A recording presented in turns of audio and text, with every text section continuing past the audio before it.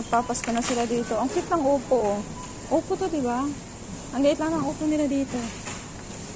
So, dahil mag-New Year sila sa October, oh, di ba? Parang sa atin lang din.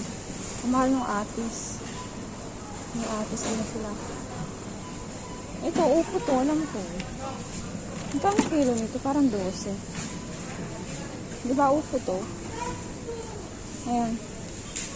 Dahil mag-New Year sila sa October.